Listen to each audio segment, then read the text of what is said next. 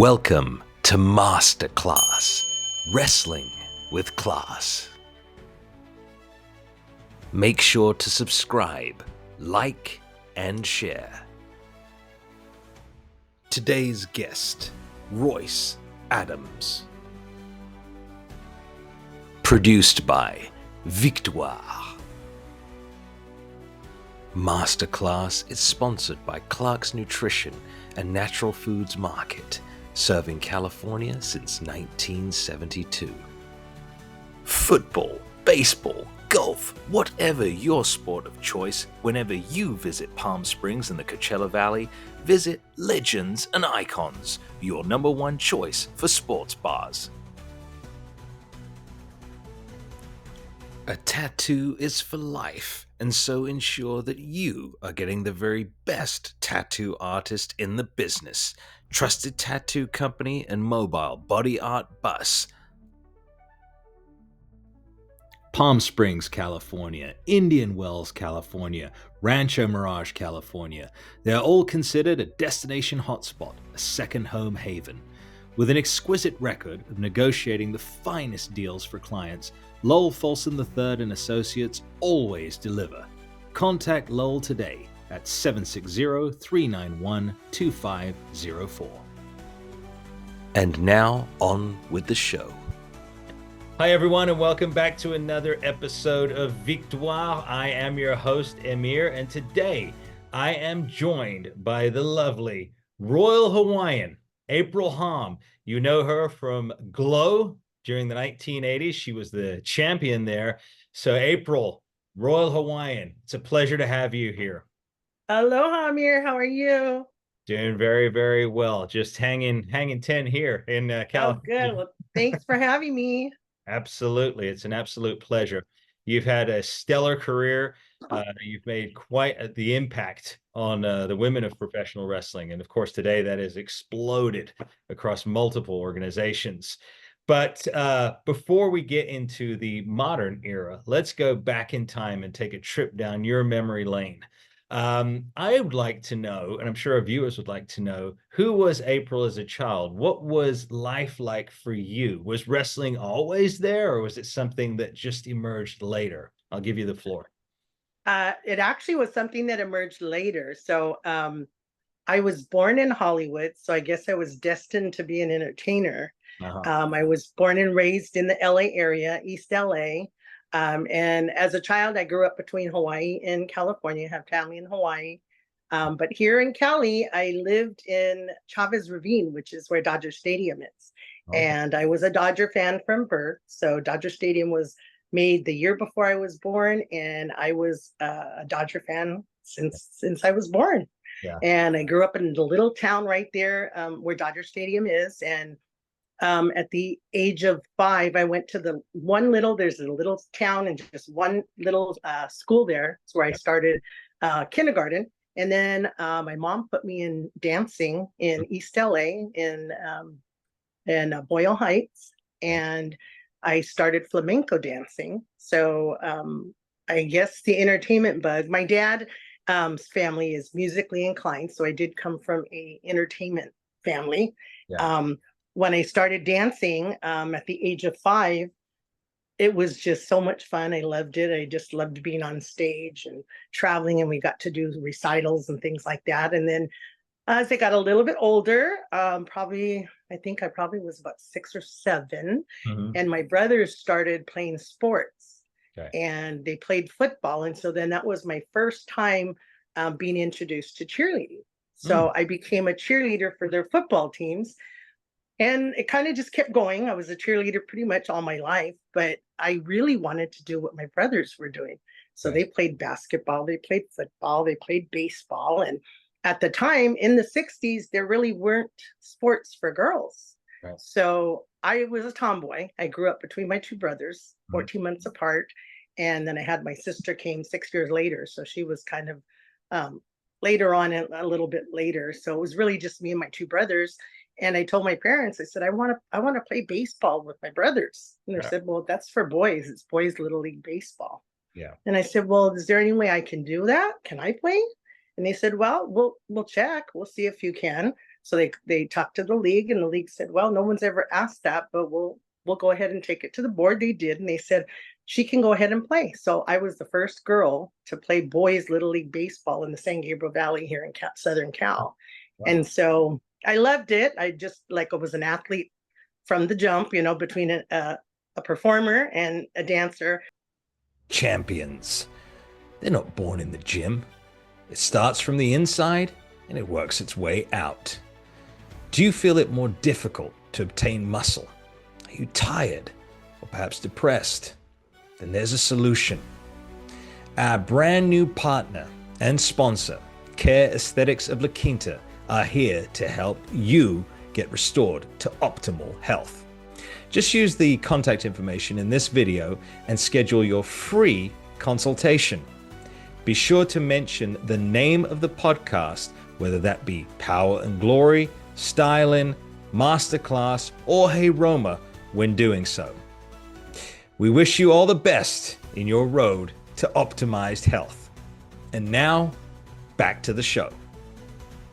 The jump, between a performer and a dancer, my mom kept me up to the girly stuff. So even though I was an athlete and I was a tomboy, I basically, she put me in dance lessons and modeling and charm school. Back in the day, it was just to learn proper etiquette and all that stuff you hear about.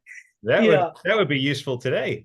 Well, believe it or not, all the things that I did kind of do have a part in where I actually was when I was in Glow. So that's really ironic, but a lot of it did take part in developing my character, right? And what I did to portray the character. But so then it just kind of continued, and I played sports, and finally they came out with girls softball. So I switched to softball. And then in grade school, I was a cheerleader, was in the drama department and all of that. And then high school, I was also a cheerleader, a JV and varsity cheerleader. And I continued with the sports. So I played softball and basketball, and we did had a lot of active, everything.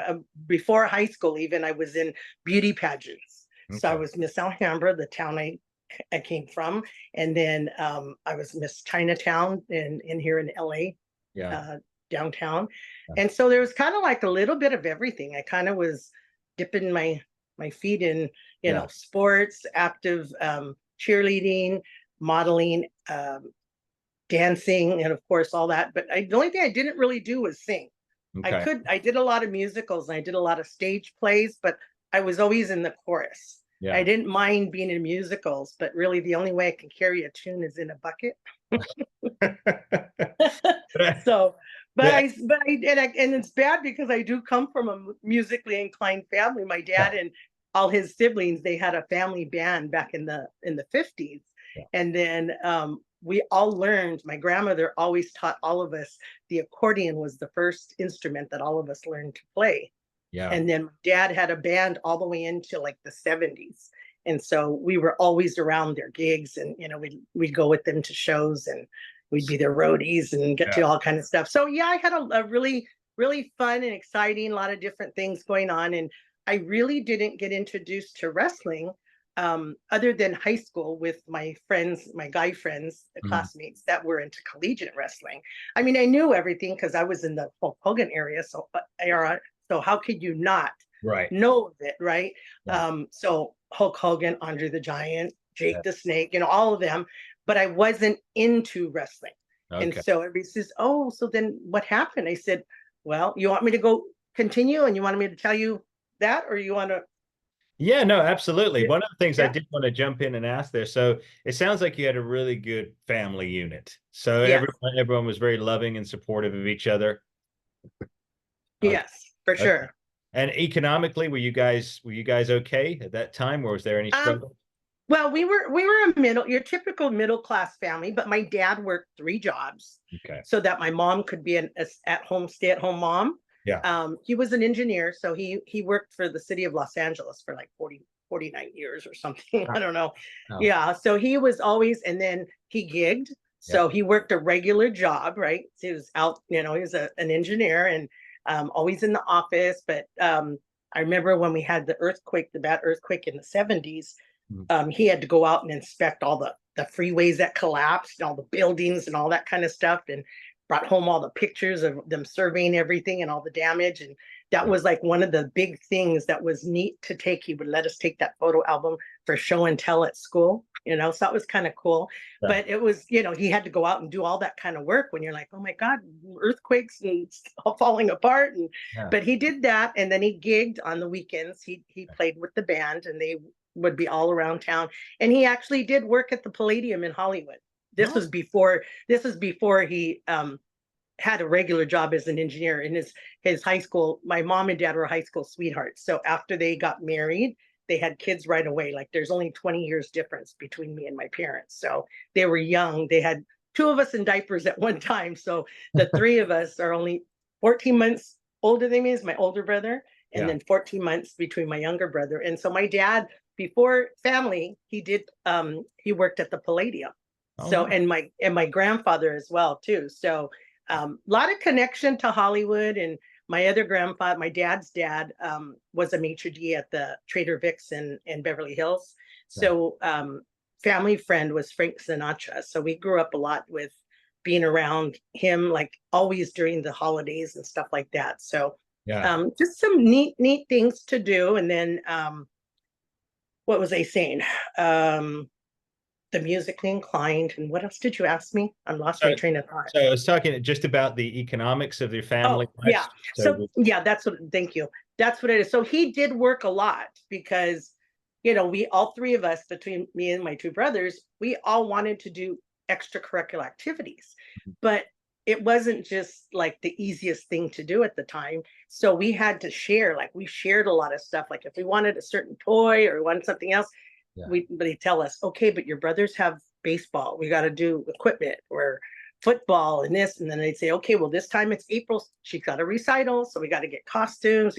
So we learned how to really be economical. And my mom was my stage mom. She made all my costumes and did my makeup and hair and all of that. So it was still good. I mean, we weren't wealthy by any means. We were a middle-class family. And then my sister came 6 years later. And then at that time, my mom actually went to work. So she ended up going to work for the airline. And so then at that point, they actually got us or got my sister a nanny because she was so much younger than us. They ended up getting a college student that went to Cal State LA, and she was a live-in nanny. And so we were a little bit better. We could afford a nanny and the extra stuff going on. And then just recently, I would say probably about 4 years ago, maybe, the nanny found me on Facebook. And so we're friends now. So we're friends now today. And so we correspond, and we've got together and done some, events together and things like that. So, but, and then other than that, we just kind of started doing more and more activities. And my sister got older, and then we had to, kind of let her go through what her interests were, but we were older. So she was kind of like an only child because we were already on our way and had paper routes and doing our own thing. And so it was lots of fun. We did have a great childhood, and I come from a really large family. My dad has 6 siblings. My mom has seven or 8. And so I have tons of, I have 38 cousins on my Asian side, and I have about 28 on my mom's side. So it's lots. Our functions for family functions are huge because you can't not invite everybody. So you back out an arena. Yeah, for real. So going back then to so you didn't like wrestling initially. Well, not that I didn't like it. I was more of a football, baseball, basketball. Those were my, because I had the Dodgers, and then of course the Lakers were always a big deal. And we really didn't I had an uncle that was equipment manager for the Rams back in the day. But because here in LA, we didn't have I say, quote, permanent football team like the Chargers down in San Diego or the Giants up in San Francisco. The Rams were here, they were gone, or the Raiders. The Raiders were from Oakland and they came to LA. So I never really connected I did work for the Raiders for a short period. And then there's a couple of Glow Girls that were Raider cheerleaders. Oh, and really? Yeah, so we have that and they're great. But so I really didn't have a football team, but I became a Saints fan. Okay. And so I've been a Saints fan forever. So those kind of sports is kind of what I was into. In college, I used to play racquetball. My dad was like a semi-pro racquetball player. I Yeah. got into racquetball with him. I used to run 10K runs with him and stuff like that, but I had a skiing accident. And after that, I had to have surgery and then I scrapped running. I was never a runner after that. Yeah. But I've done everything. I was a bowler. They wanted me to go into pro bowling because I was a lefty and I was really good when I was young. We played in bowling tournaments from school. Yeah. And then my older brother and I went into league play and stuff. So I did that. I used to, snow ski and all kind of other things, but wrestling just wasn't like my top sport, right? Or the interest. And then while I was working, going to school, and I got a job. I moved from my regular job in my neighborhood and I went to Hollywood. Okay. And I ended up getting a job there so that I was in the area. So if there were any auditions or interviews to go to, that was what I was pursuing. I wanted to pursue an acting career. I was doing a lot of theater. I did community theater, grade school. It started in grade school, went to high school, then in college.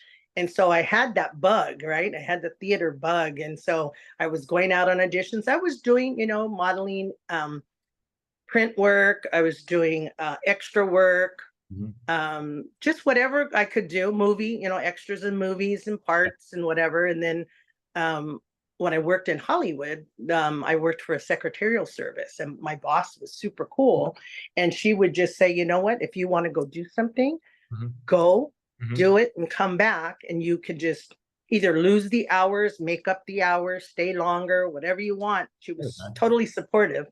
And then across the hall was my agent. Okay. So my agent was Bob Yanez, who was partners with Jeff Bridges, who is Todd Bridges' dad. You remember Todd Bridges from what you talking about, Willis? Yeah, from Different Strokes. Yeah. So they came across the hall and they said, hey, we just got this notice for an open call. It's an open call audition. It's going to be, at the Hyatt Hotel. They don't really say much about it. It's just that it's a new TV pilot they want to cast.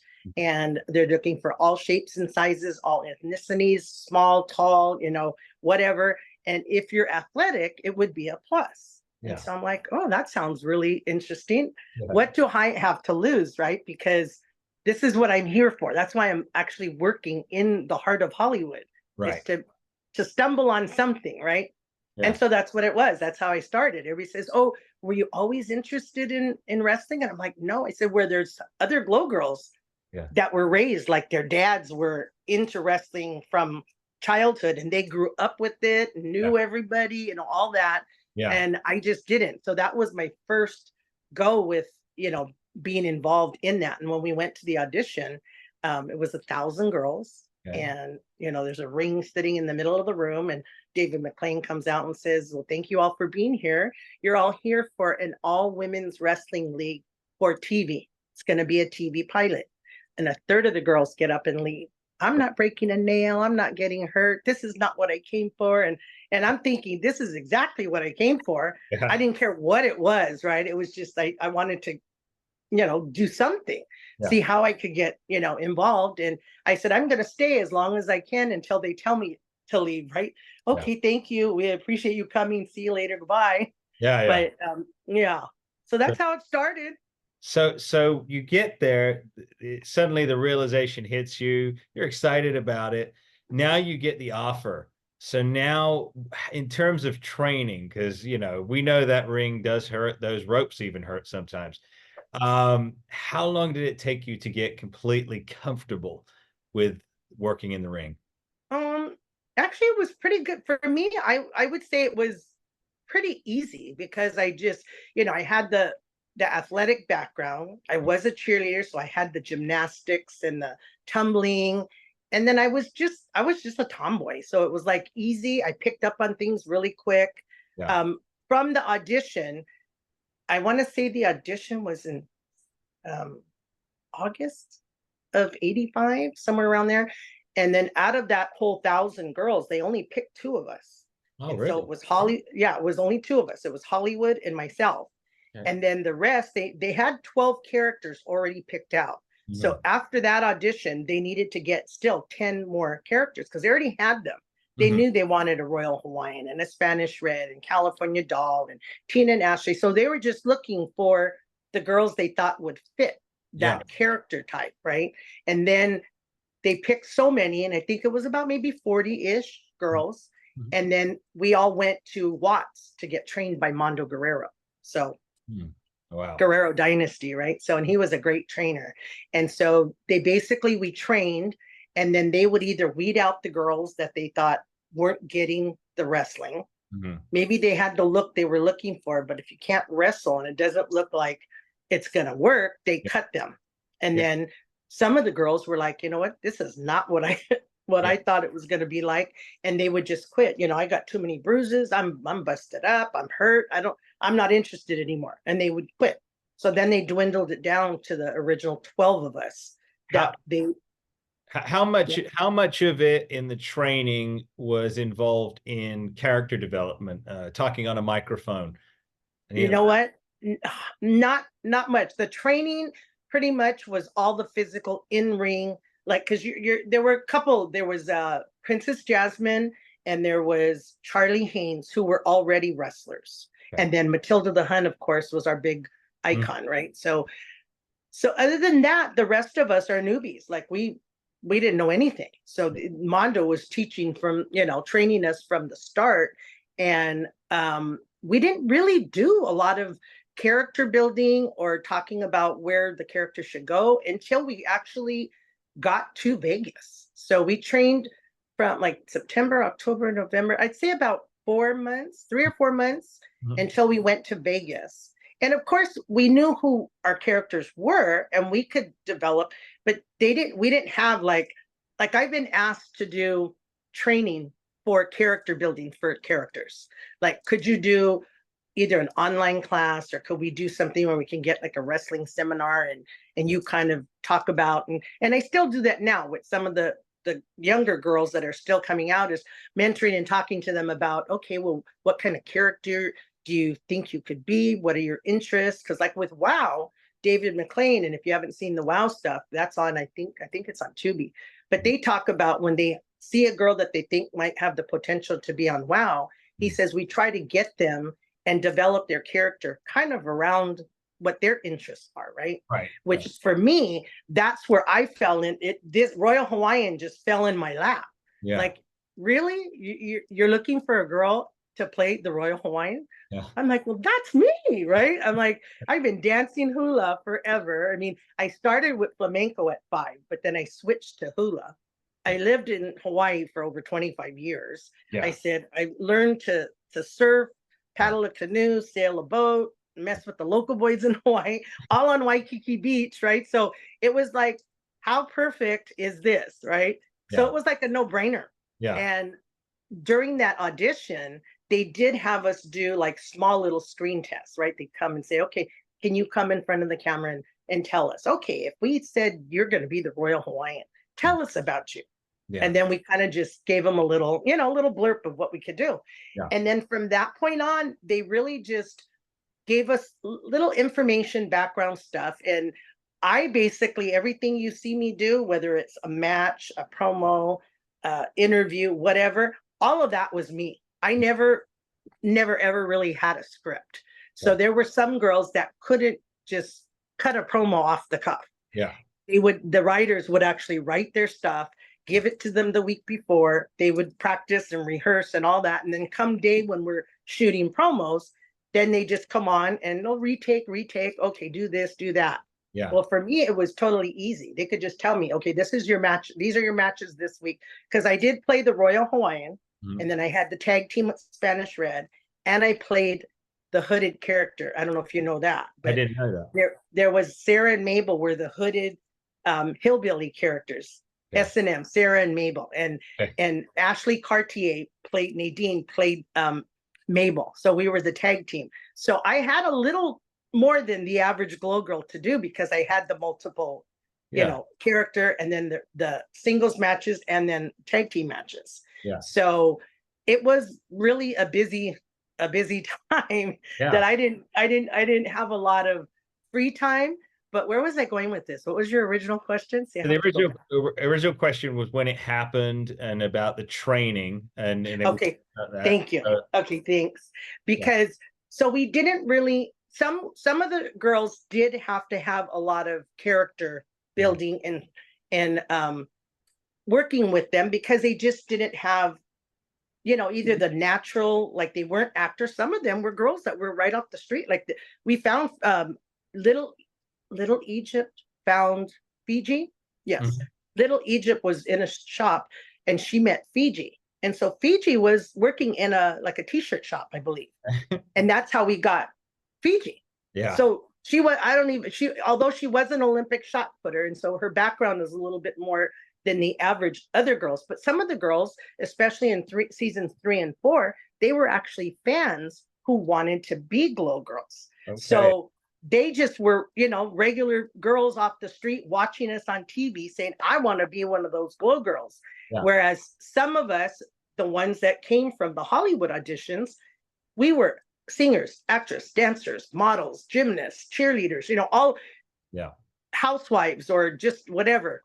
Yeah. And so, you know, some of them did need a little bit more character development and help with, you know, getting their character to where, you know, the producer and director were happy with that. So at the same time, after we did the training with Mondo for the pilot, which was in December of 1985, then we had to go to, now that we sold it, after it was sold, because it was syndicated and it was sold all over the country and then international, then we had to get the girls who were going to be in season 1 to start the actual show, right?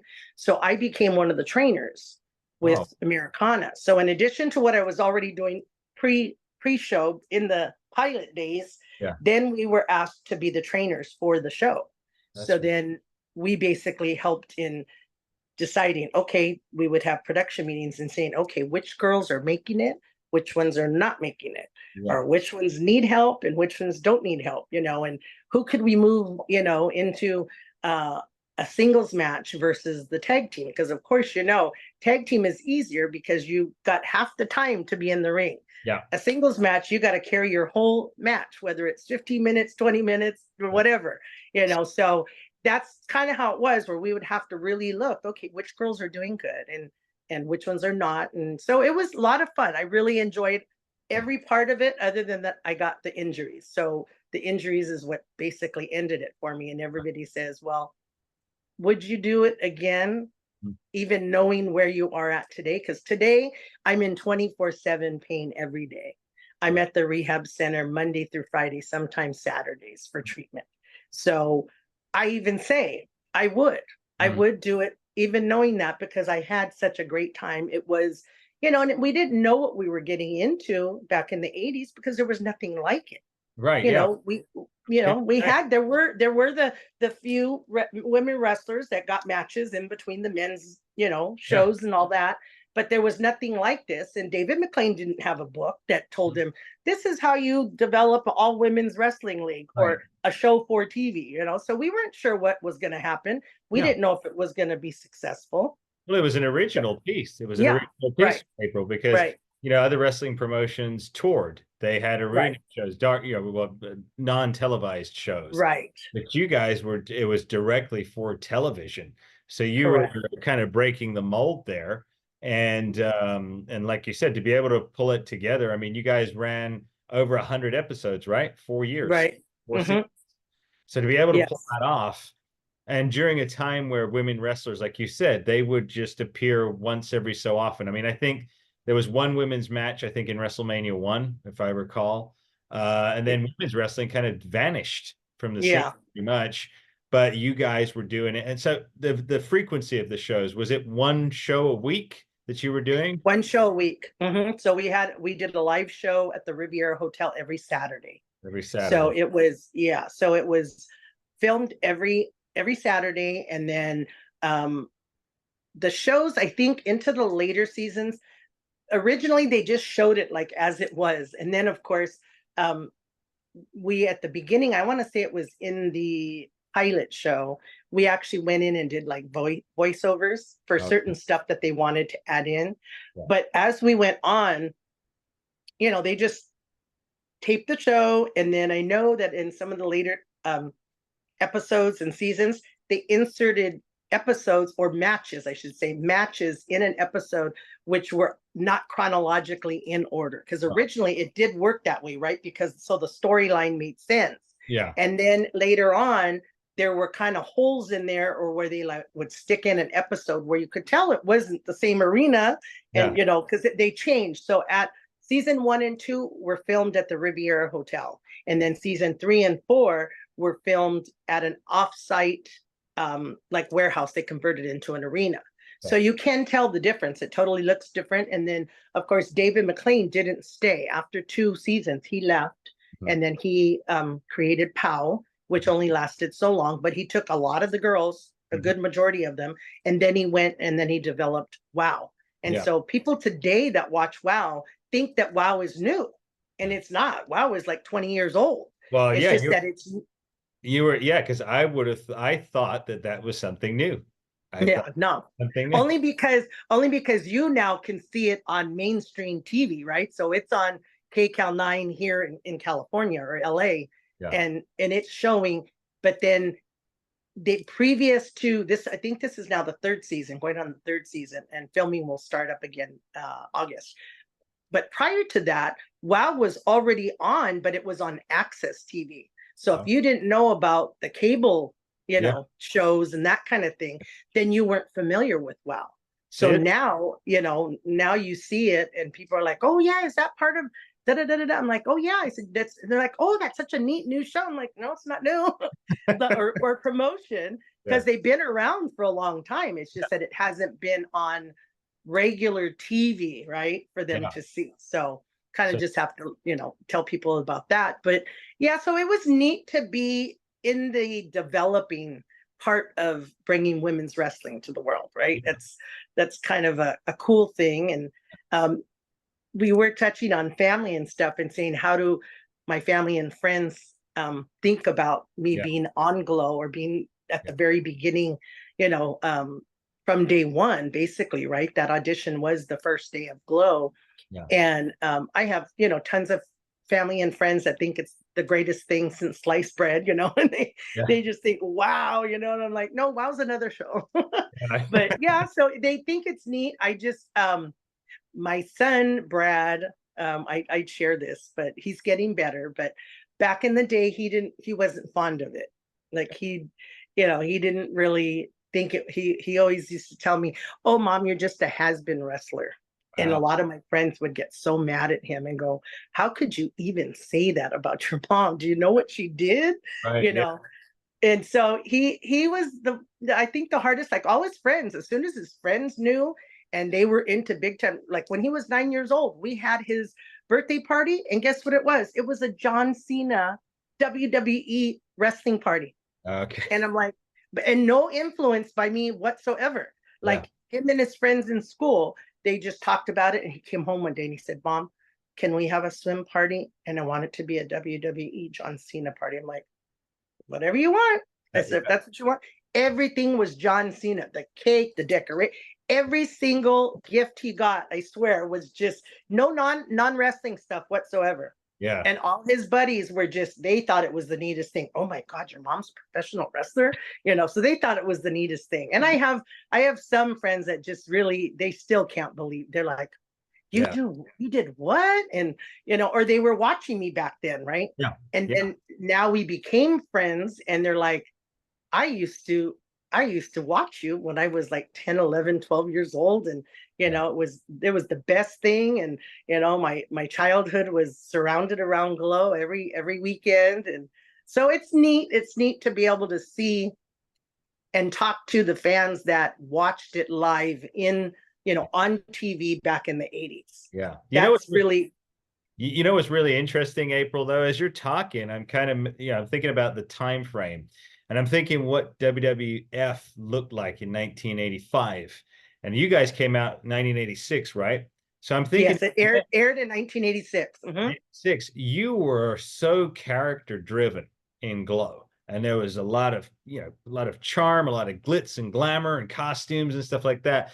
I'm wondering if, maybe you guys had an effect on the other wrestling promotion, because it's at about the same time that they started popping out with all the characters and gimmicks and all the All the costumes. different, Yeah, if you think about it, seriously though, think about how WrestleMania 1, a lot of just regular trunks and tights. There wasn't anything too flashy. No flashy, nothing real exciting. And right. By the time you roll around to 87, WrestleMania 3, you start seeing some of that. So you guys had been out. So I wonder, I mean, it wouldn't surprise me. well, But put it this way, Vince didn't used to like us. oh, I was going to ask that. I was going to ask you. Yeah.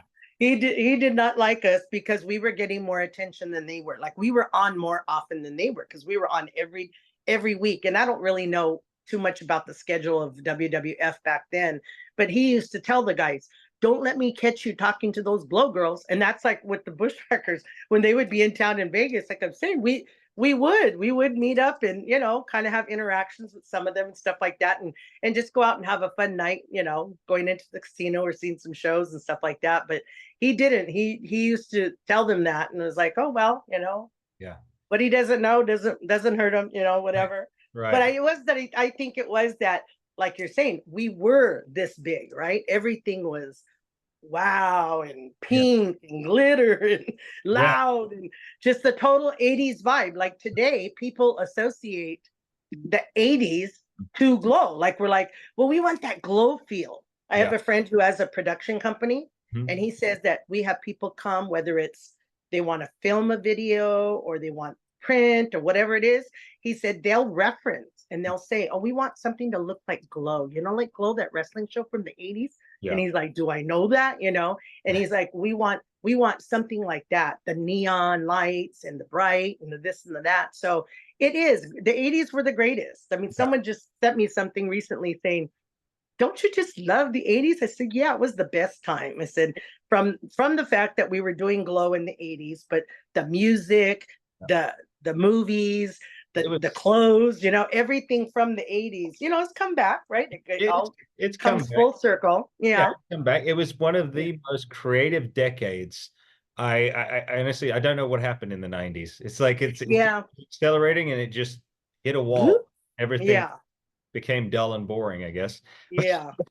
But it was definitely I think, the more I think about that, I mean, the influence that Glow must have had on other wrestling promotions was humongous. Were you yourself at that time, now you're in it, were you starting to become a fan of WWF, of NWA? I did. Yeah. So that's what ended up happening after I left the show. And, back in the day, we didn't know, like, aren't all the stuff that is in shows today, we didn't have back then. So we didn't have girls doing the side interviews with the wrestlers, either before their matches or after their matches.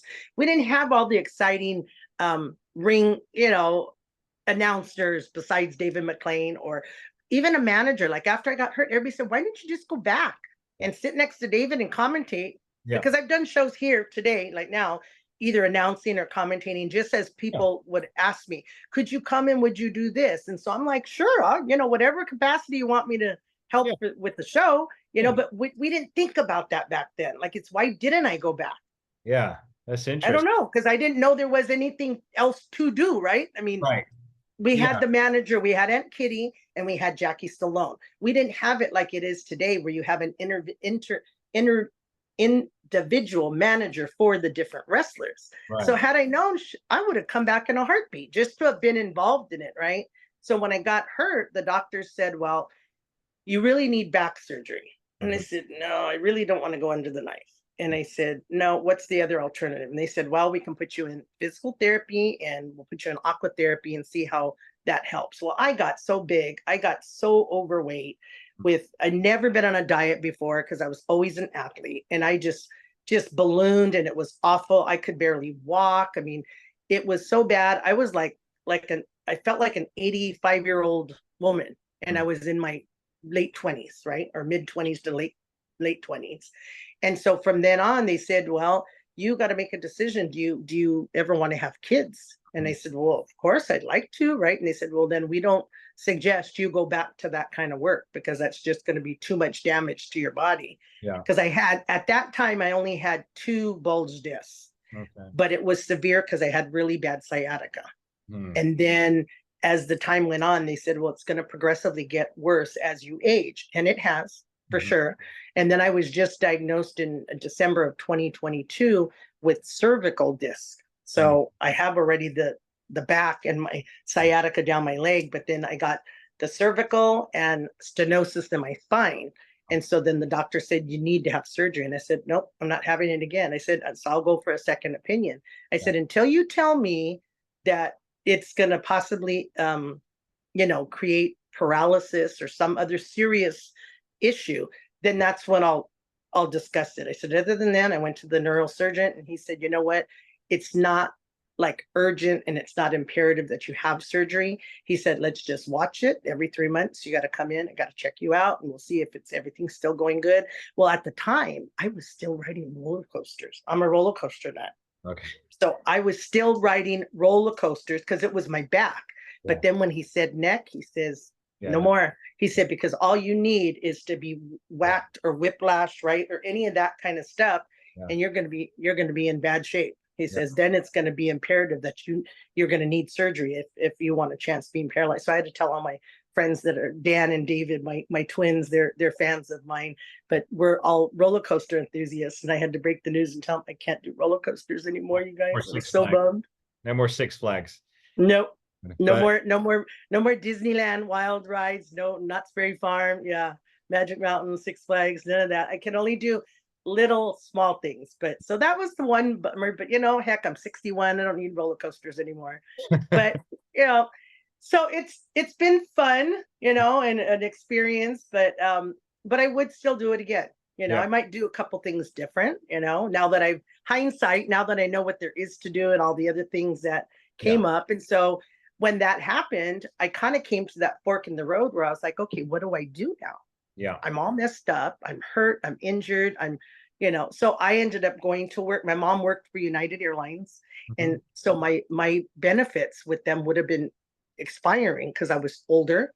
And then if you're not a full-time student in college and all of that, I said, I don't think I could go without my traveling, right? I love to travel. So I went and got a job with United. I sat right next to her, but my mom was, it was in the reservation center and she was an on-the-job trainer. So I kind of followed her into that, but then she was happy with doing what she did. She came on, she worked on the phone, and then she trained, on the job.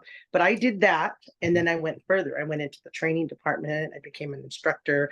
I became an operational supervisor. Then I became a performance supervisor. I became a project manager to open up a new office here in Cali when we opened up what were called satellite offices.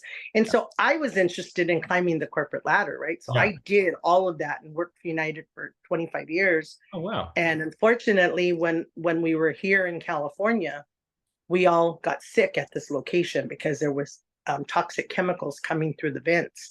So about 54 of us had a multi-million-dollar lawsuit against United. And did you ever see the movie Aaron Brockovich? Yes, I did a long time ago. So that movie, we had the same attorneys and the same doctors from that case. Okay. And so we had 2 employees die. My mom suffered a stroke there, became permanently disabled. I lost 2 babies because of that location. There was about 2.5 dozen women that either had miscarriages, stillbirths, birth defects, all kind of problems. We had this big lawsuit, and then United is the largest employer in Chicago, Illinois. So they went to the bankruptcy court and filed bankruptcy so they could get our case thrown out. They did, and we got nothing. Gosh. And so they eventually closed that place down, but the story's never been told.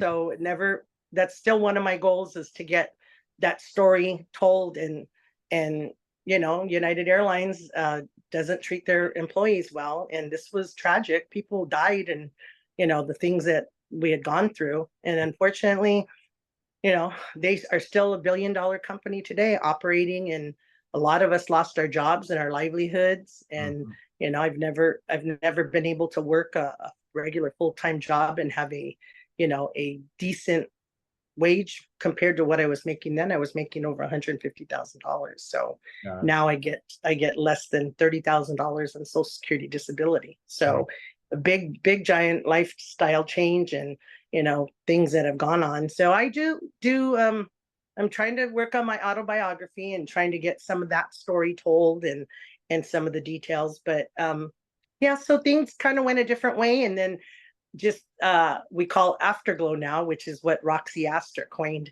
Anything afterglow is now afterglow. Yeah. And so she's done a lot of stuff since we came out and started doing events. And we have one coming up on July 26th, 27th, 28th.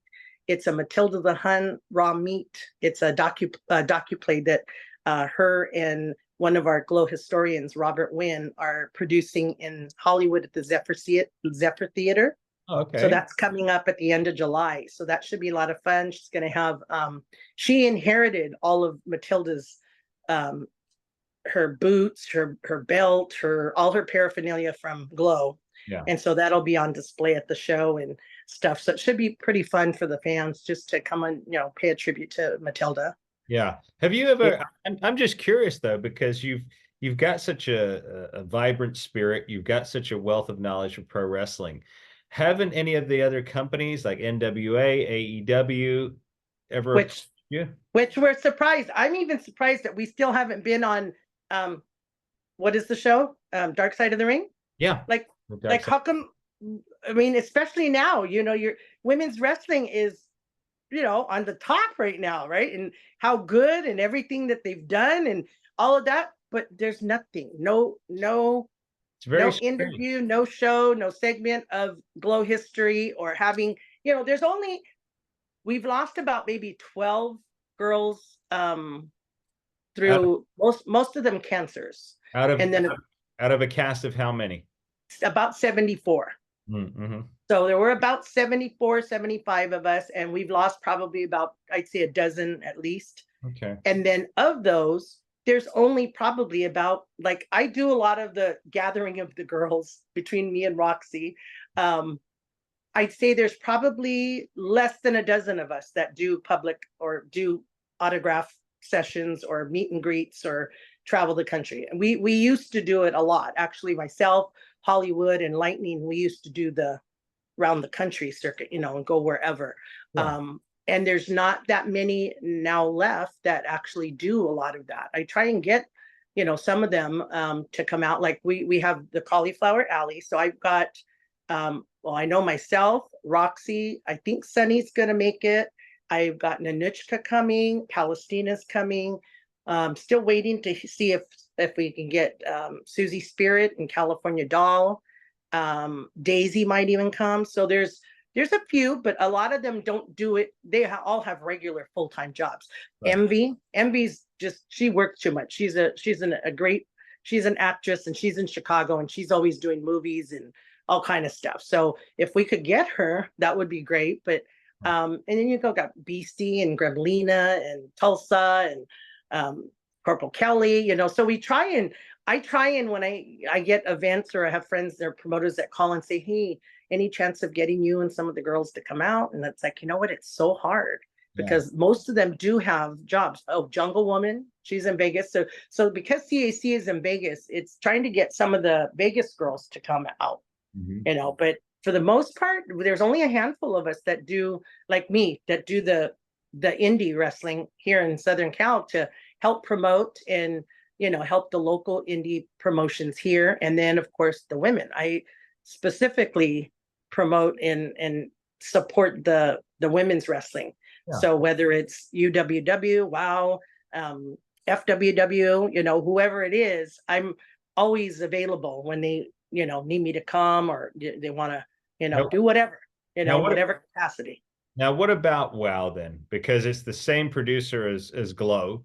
What about WOW? Is it because of your health that per se that you, but like just say if he called you tomorrow and he said, hey, I want you to come up here. I want you to become a manager, or I want you on commentary.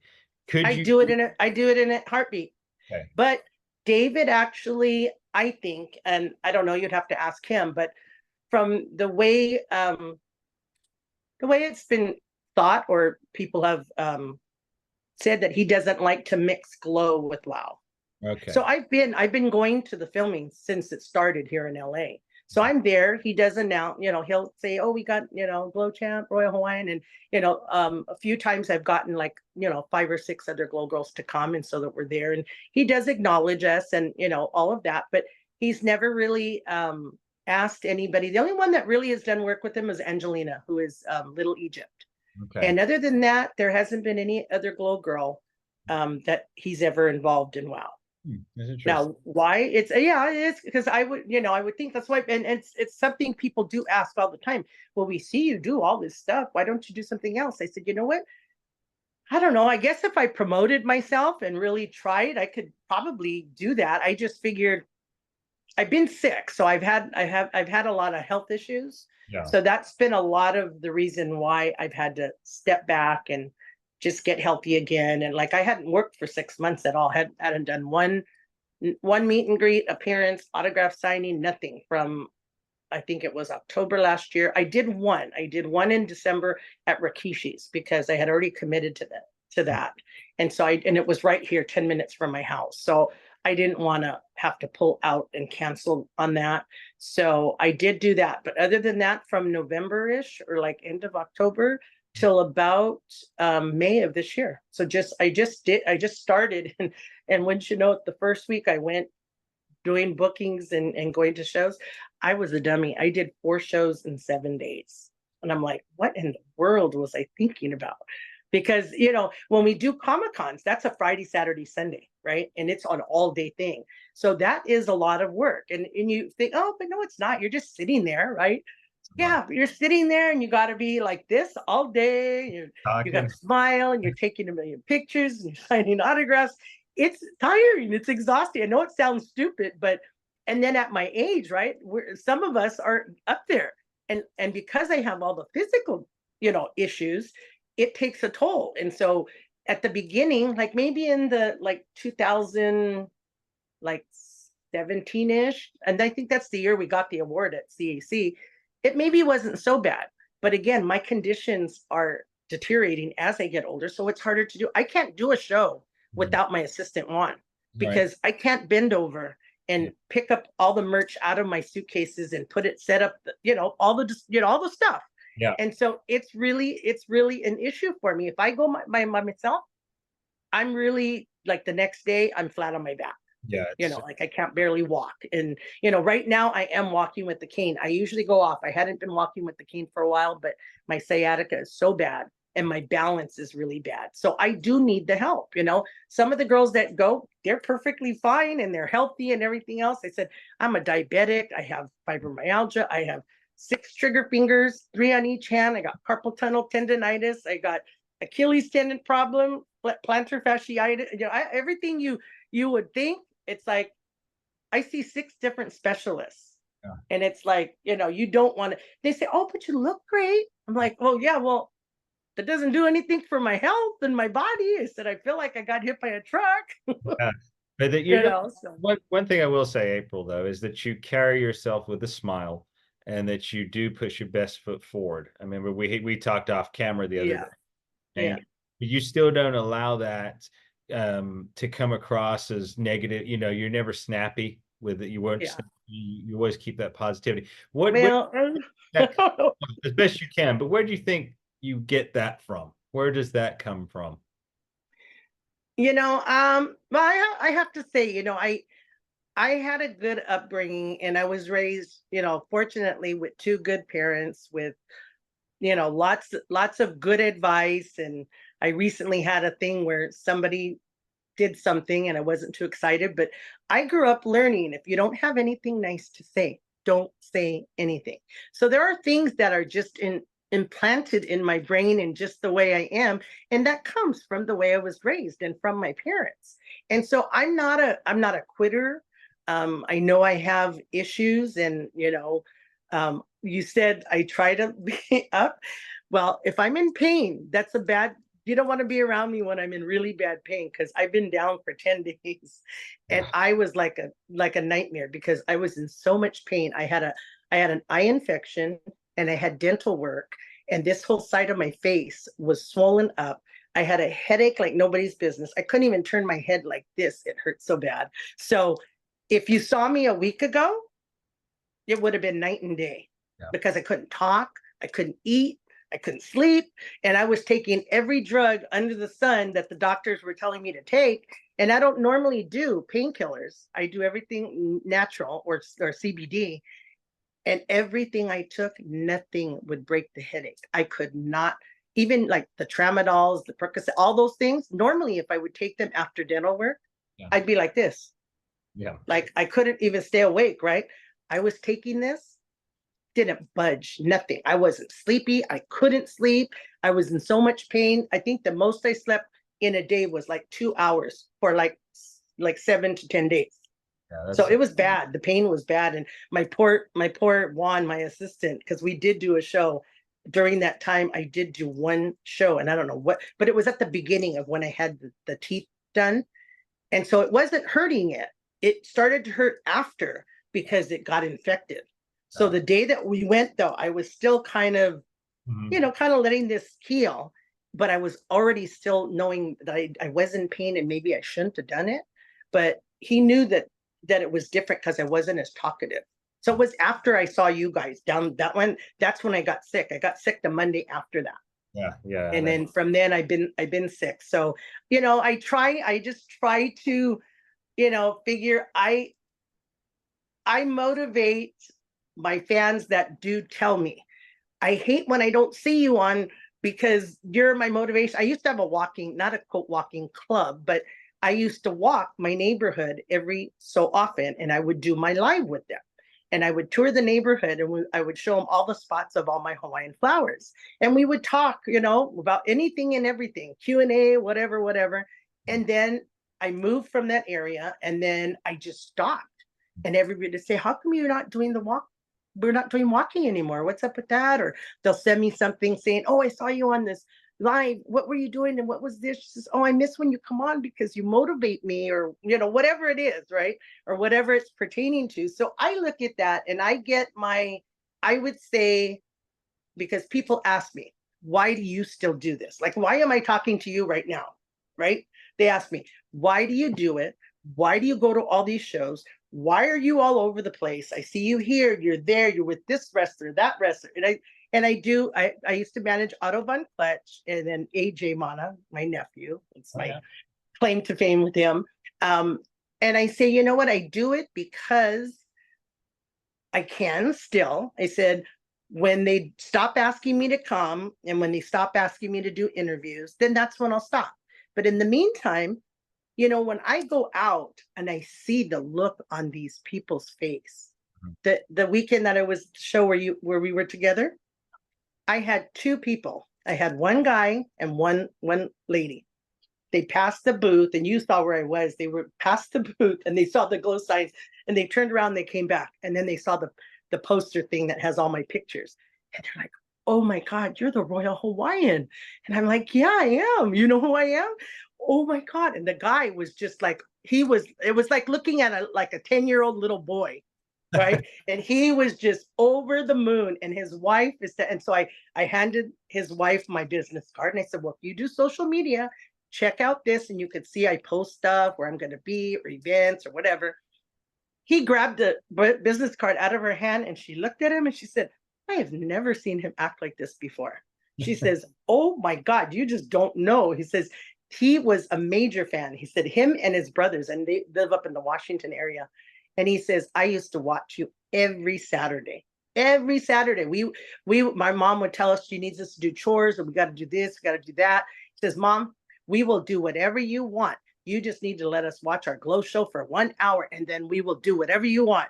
I said, you're funny. He goes, yeah, my brothers are going to die when I tell him. He says, could I please take a picture with you? I said, of course, And then I told him, I said, so what are you here for? And he says, oh, we came for a family member's graduation. I said, oh, where are you from? They said, Washington, from the Tacoma area, like Seattle, in that area. I said, guess what? I said, I'm going to be up in Washington the first weekend in August. And they said, what are you going to do? I said, I'm going to do an appearance up there. It's a Special Olympics show on the 3rd of August on Saturday in Longview, Washington. And he's like, oh my God, that's only like an hour and a half from us. And he looks at his wife and he goes, well, you know what we're doing the first week in August. And so they're planning to come down. So they were so nice, and just, he was just so fun to actually talk to, because he would share stories with me. And that's the joy. So that's what I get out of it. Yeah. Right. It's like, okay, they could sign, get it, buy an autograph picture, or buy a t-shirt or whatever, take the pictures, and now they have pictures with me. But for me, I tell people, do you think I'm getting rich selling t-shirts, Royal Hawaiian t-shirts and 8x10s? I'm not. But this, if I don't make a penny, and that's the kind of experience I have, that's all, that is all I need. Yeah. The lady that came, she said, I can't even believe this is you. She says, you're going to make me cry. I said, no, don't cry. She goes, I swear. She says, I have never starstruck. Yeah. She says, but do you know that I watched you every Saturday? And she says, do you know that I hang out with Dr. Dre and Common and all these R&B and rappers and all these celebrities? She goes, I could care less. She says, but you and Glow, oh my God. Yeah. She was just crazy, and she was beautiful. She was a pretty girl. And so those were like the two things that happened on that one Saturday. And that's why I do it. I see the little kids. So at that show, tons of kids, the families. Yeah. That's what it's all about. I think a lot of the guys, I'm not sure, I mean, certainly the legends that I've spoken with, they understand that now, and they love the impact that it makes on the families and the kids and stuff. And, and also helping people in general. You can help inspire someone or lead, or those who have faith, they help lead them in that direction. It's truly remarkable. The impact. You'd be surprised. It really is. And now, even with the younger kids and the younger generations, because I'm like, how do you even know about Glow? I did a show and it was a 3-day festival. Little boy walks by the booth and he saw Glow and he goes, oh my God, it's Glow. And I said, what do you know about Glow? I said, how old are you? He says, I'm 11. And I said, well, what do you know about Glow? He goes, oh, I just watched the documentary last week. I said, you did? He goes, yeah. I said, who did you watch it with? He said, with my parents. And he was there with the grandma. Yep. And so he said, my parents were, and then the mom, the grandma, was telling me, oh, my daughters, they grew up watching you guys every Saturday. She says that there wasn't a weekend that would go by if they couldn't watch Glow. She says they wouldn't do anything until they got to watch Glow, and then they would do whatever I wanted them to do. And so they actually left, came back later, and brought the aunt, because the mother was working. So his mom, he goes, my mom's going to be so upset that she didn't get to meet you. And so the aunt came back with them. And so I got to see her, take pictures, and they got autographs and t-shirts, whatever. But so it's like that with the girls that came to that festival in Lake Elsinore. I had some of them are either mom and dad with 2, 3, or 4 kids, or grandma and grandpa bringing the grandchildren. There's one little girl that comes, and she always comes up and she runs up and she hugs me and she says, hi, Pineapple Lady. She goes, oh, I was bothering my grandma all week and telling her, please, grandma, will you take me? Please take us. We want to go see the Pineapple Lady. And so the grandma said, oh, she was bothering me every day. She was asking if we were going to go. And she's so cute. And she goes, you remember my name, right? And I said, yes, Michelle, you're Michelle with 1 L, And so they're just so cute, even at that age where they weren't involved in it, but somebody got them interested in it. Somebody is showing them YouTube, right? So I tell them, you can go on Tubi, go on Pluto.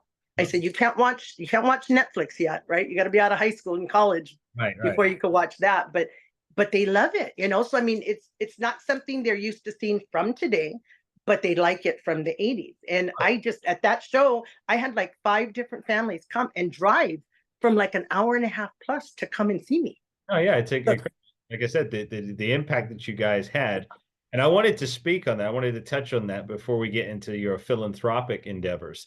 So when Netflix decided they were going to produce Glow, the TV series, obviously it was a pretty big hit. It ran, was it 4 years, 4 seasons? Well, it was supposed to be 4 seasons, but because of COVID, they lost the fourth season, so it was only 3.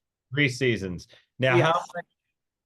Did you have any involvement with that? Did they approach you? How did that, how did you find out? None whatsoever. So the story would have to back up to the 80s in the Glow show. So in season 4, and I wasn't there, so this is all stuff that's been told to me from people who were there working in season 3 and 4.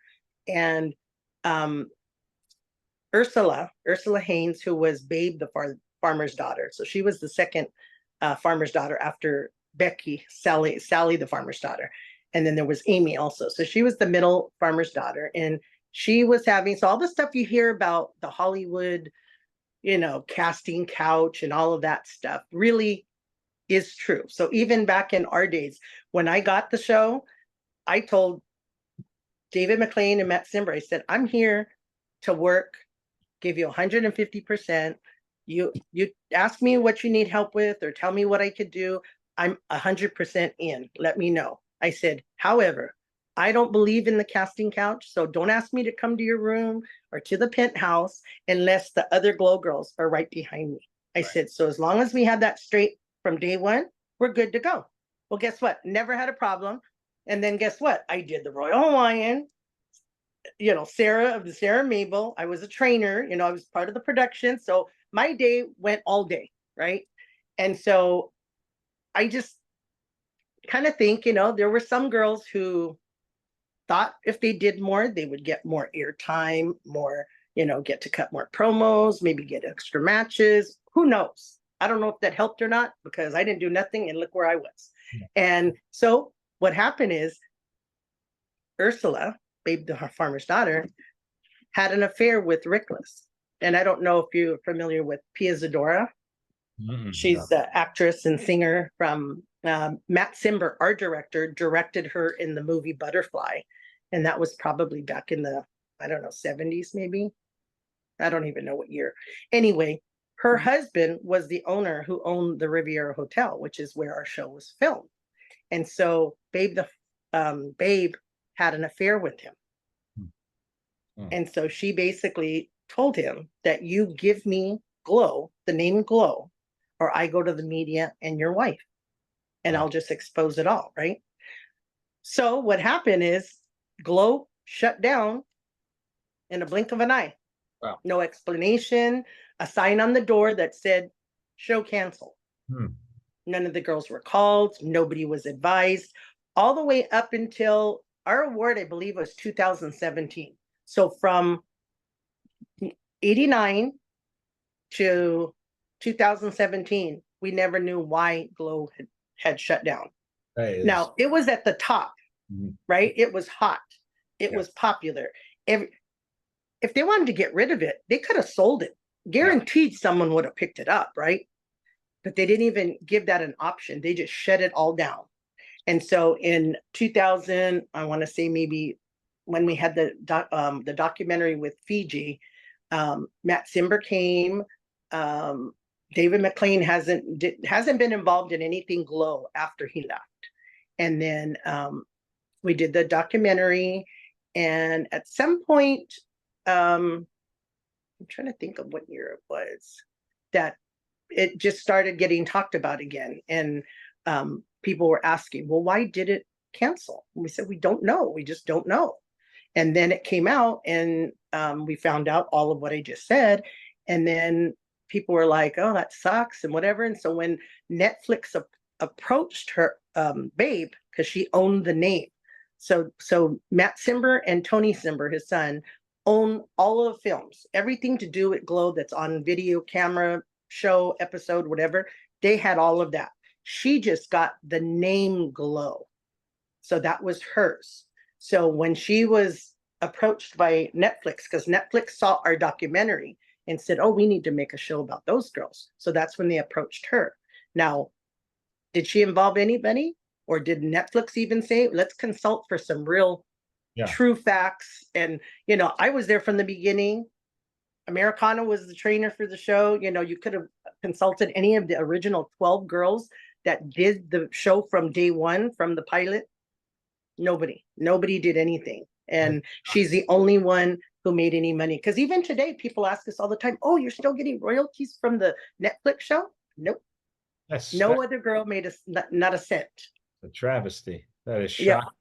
So very unfortunate, because she could have worked a deal and said, hey, I want 30 cameos. I Mhm. want 30 glow girls from the original show. If they Yeah. want to be in this series, I don't care if they're waitresses, car dealers, wrestlers, Yeah. someone in the show, I don't care what, but give me the opportunity to let some of the original cast appear in the show, because that would be cool for the fans, right? It would make To be sense. able to see some of us, right? Would make sense, right? Stick a couple in there as a wrestler or whatever, don't have to be the main cast of the girls, but maybe, someone that comes in and starts to wrestle, gets hurt, and then they don't have to be in another episode, whatever. But nothing at all, which is really too bad, because it was a neat thing. But if you talk to true fans, even some of the girls weren't happy right when it came out, because we did interviews, radio shows and interviews when it came out. And there were a lot of girls that had talked bad about it. And they said, you know what, that's just not our show, and this and that. And you know what, for me, I've always sat on the fence, because I figure if they made a show about us, we were an impact in some way, shape, or form, right? I mean, they made a show about us. Yeah, you were yeah. So why would you not be, just because the storylines are not exactly, and it's not all true to form, it's loosely based on our story. Okay, Mark Maron plays our director, Matt Simber. Matt Simber wasn't a drug addict, right? But that was, what does Netflix want? They want viewership. So what sells? Sex and drugs. Makes it interesting, right? Yeah, that's what I was going to say. I mean, I think it could have been done in a different way. I can see why some of the girls were probably upset, because everyone's getting confused. They're approaching you saying, well, it's your show. And like, no, we have zero involvement. It's right. very strange. And the fans too. The fans too are really upset. Like, some of them, they say, I won't watch it because, to me, that is not your show. Right. Okay, that's your story. Yeah. But that show is not what your guys' show was like when it was on in the 80s. Right. Totally different. So if you can, you can kind of take it or leave it, Now, I've only seen the trailers for it. I haven't really watched it, but did they take the names of the characters that you guys were? Did they copy that, or did they change all of that? They could not, because guess what she came and did? She came and brought us releases and wanted us to sign a release so she could use our characters, but didn't want to pay us. Oh, wow. And I'm like, wait a minute. Royal Hawaiian, the only thing that David McLean and Matt Simber did with Royal Hawaiian was give me the character name, and I became the first glow champ that was a heel, and the storyline, that was their business. As far as anything I did, crushing the pineapples, making my own little pineapple hut and wheeling it in with pineapples full inside of that, or anything I did, all of that was me. I developed that character. So you think that I'm going to sign a release and letting you create this character on TV of me, and you don't want to pay me a red cent? All of us said, she's nuts. Are you crazy? So they had to recreate all these new characters. So basically what they did is they took a combination of, like, one of the characters I really like is Britannia, and she is part of our Godiva and part of our Zelda the Brain, and they put them together. You'll see some of them where it looks just like one of the Glow characters, but she's got a different name. I mean, look at Liberty Bell. That's freaking Americana, So it just, that's what it did. But a lot of people, and I have friends that call me and they want me to explain. They'll say, well, wait, I'm so confused. And they'll say, da da da da da da. And I'm like, well, yeah, but you got to remember, those aren't us. The story is, and those are wrestlers, and they've changed the names because they weren't willing to pay us for our characters, so they're not going to get to use them, which is a shame. It's too bad, but it is what it is. Depths of plagiarism. It knows no bounds. Because that's exactly what they did. They played the characters. Let's just call it what it is. Well, that's shocking, and it is. It's crappy. I'm glad that you explained that, though, and I hope some other people. Well, I'm hopefully going to be working on a second documentary, which I'm trying to connect all the dots for everybody, because from the time we stopped in 1989 until current day, a lot of people don't know all the things that transpired in between that time, and how and why it canceled. And then we get, ironically, Netflix ends too, like just all of a sudden, right? And that was because of COVID. Yeah. But now, I mean, it's interesting. I mean, I think, it's just, I'm just still in shock by what you just told me. I honestly thought that you guys were involved. But Not at all. but April, Nope. moving away from that, I want to talk about, something positive as well. I mean, Yeah. it's all positive, but your philanthropic endeavors, because you work with anti-bullying campaigns, you work with the Yes. homeless and things like that. So Yeah. enlighten the audience about some of those things that you're engaged with now. Well, I just have always been a giver and not a taker. So I think that that's where that comes from. And sometimes it may not be always the best thing for me. My son has always said, "Mom, you're great," and I know you, because he gets it from me. Where I started to take him to our church for the homeless projects. We used to do a homeless shelter during the Christmas months, and I started that when he was about 9, and so he now is very active in his own little projects where he does the homeless and stuff like that, Christmas projects and all of that. And I think because I had such a great upbringing and just, knowing that I was more fortunate than your, average person, with having a lot of, you know, uh, things to do and happy memories as a child and stuff like that. And I've always wanted to help. So I've always, even in my times working for United, I was in charge of a lot of the charity work, corporate charity work for United Airlines. And so I was responsible for getting lots of, projects going for, we used to be the main sponsor for the Jerry Lewis muscular dystrophy telethon every year. And then I just branched out and just kept doing just other local things. And so currently the one thing that I do and I've been doing for a while is I'm an advocate for suicide prevention. I have unfortunately had a few friends that committed suicide, and I was active, but thought I had, talked them off the ledge, so to speak, and it didn't happen. So I've actually been actively doing that. I do work with a lady named Carol Castle, who's in Minnesota, and she developed a nonprofit organization. It's called Wrestling for Life. So it's involving the local wrestling community in Minnesota. She had a son who was a fireman, and first responders. It's high in suicide, as well as being in the wrestling industry. We have a high rate of suicide within the wrestling industry. So I teamed with her. When we go to CAC, she sells these life coins that have the phone number for the suicide hotline. And it's not the national one, but it's an independent company that she works with that does it, and it's manned by first responders. So it's really a good thing. So I advertise with her and her organization. And because my friend Tim, now that was also got me connected with him, as one of our mutual friends.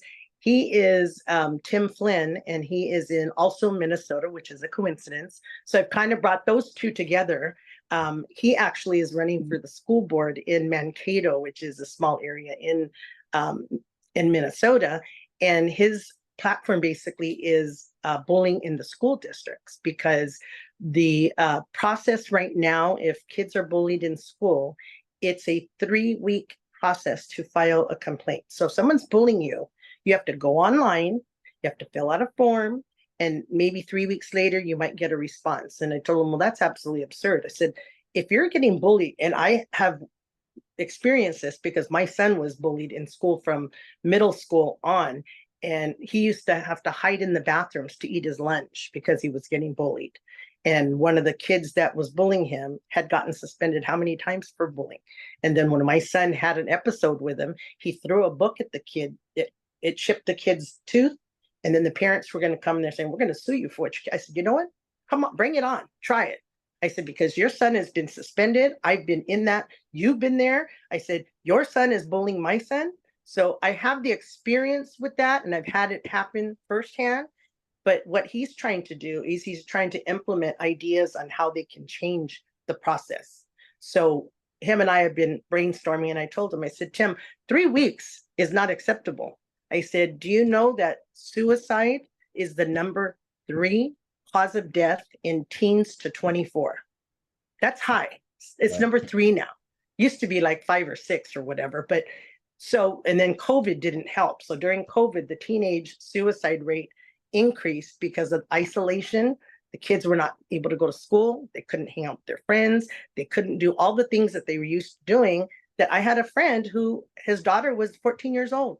and he left to go run some errands at Home Depot or somewhere. And he came back and his daughter hung herself. 14 years old. And it's just out of control. But the bullying is just not, and it's not just teens. So I just had an episode day before yesterday, and I posted something regarding this because it is so unbelievably, I don't even know the word to use, but I'm a supporter of a lot of my friends and family's events. So I will always post on my Facebook and Instagram stories, whether it's a wrestling show, whether you're having a band performance or a dance performance or a school event that needs, I will post and support that. I'm a big supporter of the LGBT community. Glow was out in the 80s. Guess what? We have a huge fan base. Because why? We broke the barriers of going into a male-dominated sport. Gay people in the 80s, did they have the ability to come out with no backlash or whatever they have to go through to just be who they are? So they say that we encourage them to be able to be who they are and cross those barriers or open those doors to give them the ability to do that. So we have a big LGBT community, right, that are fans. So I posted something, I just shared it from Oscars in Palm Springs. Dan Gore is the owner of Oscars in Palm Springs. He had us come and do a show at his showroom, and it was a Glow reunion type. It was only about 5 of us.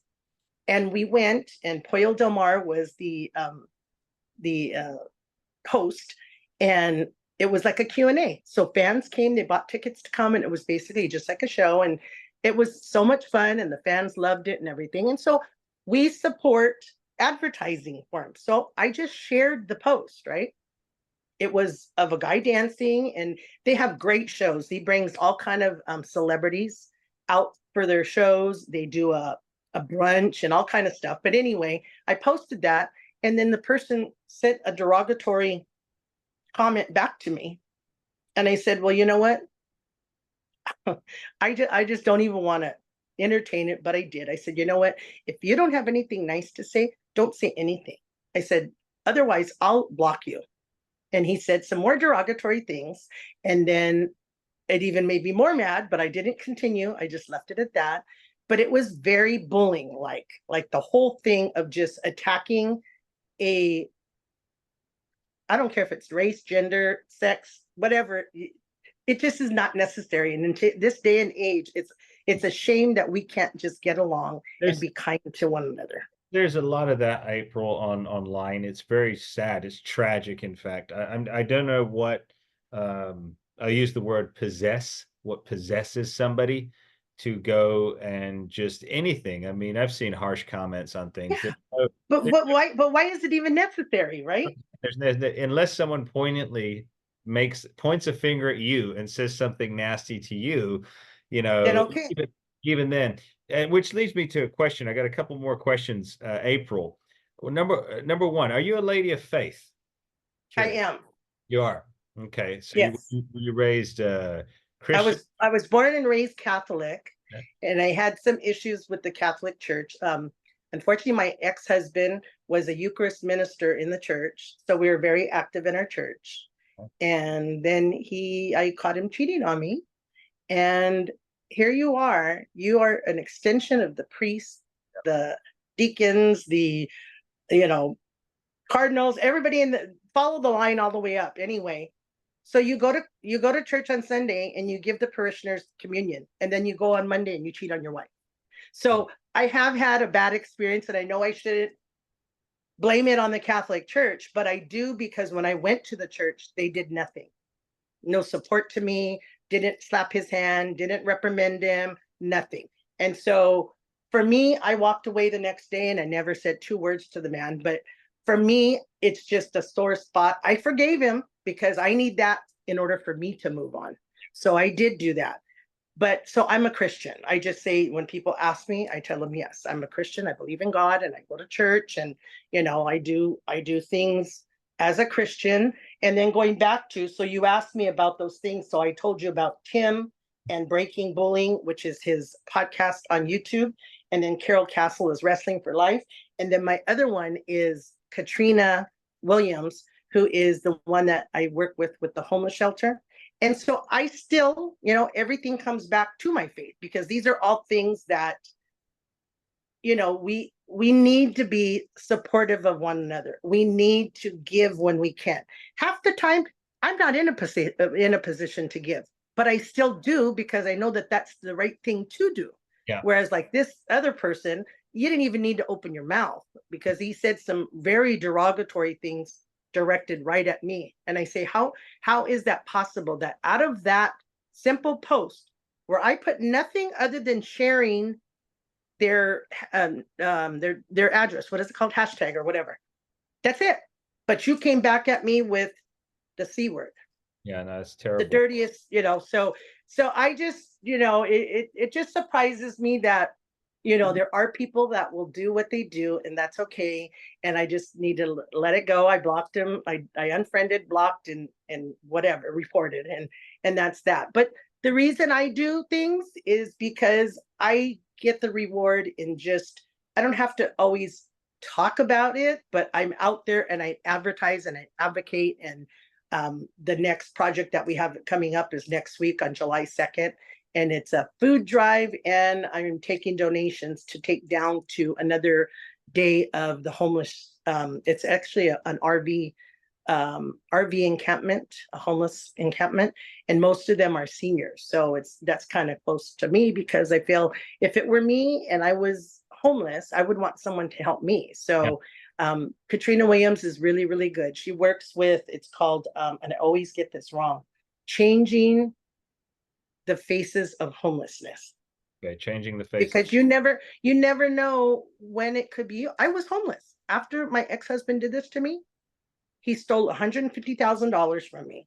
He left me with all the bills, left me with no resources. And when I went to divorce court, I didn't get a penny. I was stupid. So this is the other thing I advocate, is I tell women, do not give up your rights. So me going through the divorce, I didn't have a penny to hire an attorney. I represented myself, but I just wanted it over with. So I didn't ask for, all I asked for was my money back. Yeah. I said that was it. And I didn't get a penny, and I didn't get half the house, and I got nothing. I didn't get a penny out of that whole thing. But I tell people now, if there are women who are going through whatever your issue is, why you need to dissolve the marriage, you do it, but stand on what you are entitled to. And don't walk away and get rid of it just because you want to get divorced. Because guess what? That's just not the way it should be, and you should get half of what you're entitled to. So that was the other thing, was just talking about Katrina, because that's another, area that I am, passionate about, is helping the homeless. And I used to do, when I was with the Catholic Church, I was in charge of the boutique. So every Christmas, we used to do it for 2 weeks, where we would gather all kind of donations, new, used, and what have you.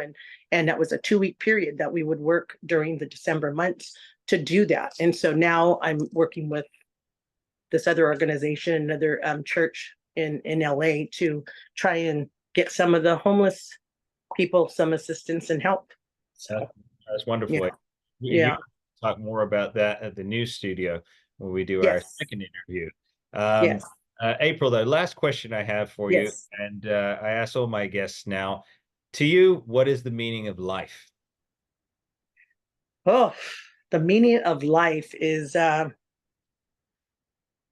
wake up in the morning, thank God that you can put your feet on the ground, and be supportive of one another, and I try to make somebody smile once a day. I like to compliment people, and you never know what the other person may be going through. So just be kind to people, and hope that you can inspire someone to be motivated to look forward to something that maybe they don't have in their life today.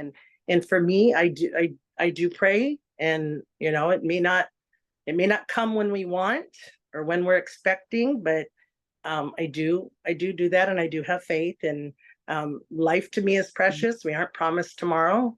I lost my mom many years ago, and you know, those that still have their parents or family, you know, you just don't know how grateful you should be, you know, or lucky that you do have them. So I would just say, you know, try to be kind to one another, and we really should be helping and supporting one another.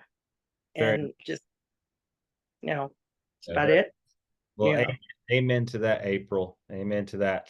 Well, April, Thank you. it's been an absolute pleasure having you on today. I'm sure the viewers think the same thing. It's been a tremendous conversation, truly inspiring. And Thank you.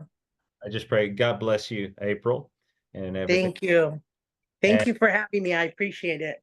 absolutely. So I'll just say goodbye to the viewers now. Stay on the line. All right. Thank Okay. you, everybody. Aloha. Yep. Thank you, everybody, for joining us today. This has been the Royal Hawaiian, April Hom from the legendary professional wrestling series Glow from the 1980s, the true Glow series from the 1980s. Thank All right. you.